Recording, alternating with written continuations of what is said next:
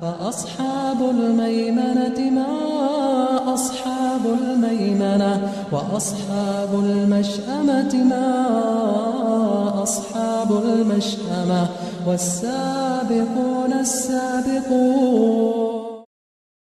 الحمد لله. Хвала Аллаху, Господу миров! Я свидетельствую, что нет божества достойного поклонения, кроме Аллаха, и что наш господин Мухаммад, его раб и посланник. О Аллах, благослови и приветствуй миром нашего господина и любимца Мухаммада, его семью и сподвижников. О рабы Аллаха, я завещаю вам и своей грешной душе бояться Всевышнего Аллаха, бойтесь же его и повинуйтесь ему, ведь поистине Аллах с теми, кто богобоязнен и кто творит добро.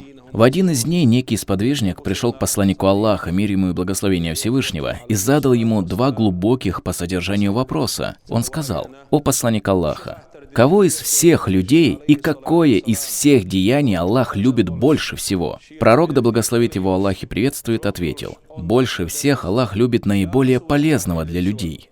Обратите внимание, он не упомянул ни молящегося, ни постящегося, ибо оба они трудятся и поклоняются во благо себе. Более любимый Аллаху — это тот, кто может принести людям пользу, как в мирских, так и в религиозных делах. Затем посланник Аллаха ответил на второй вопрос.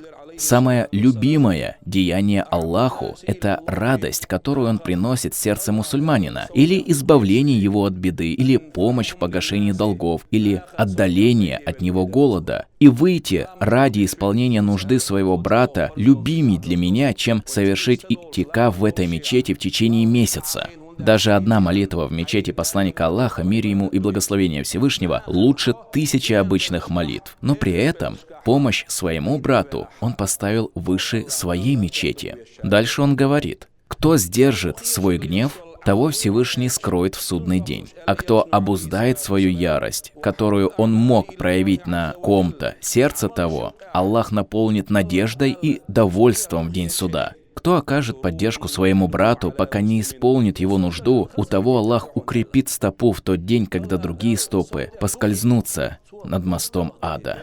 После всех перечисленных деяний посланник Аллаха, мир ему и благословение Всевышнего, говорит: «Поистине, дурной нрав портит все деяния, подобно тому, как уксус портит мед. Поэтому верующий должен сочетать в себе совершение благих дел и благонравия. Пусть Всевышний даст нам возможность оказывать поддержку своим рабам и украсит красивым нравом наши сердца и души».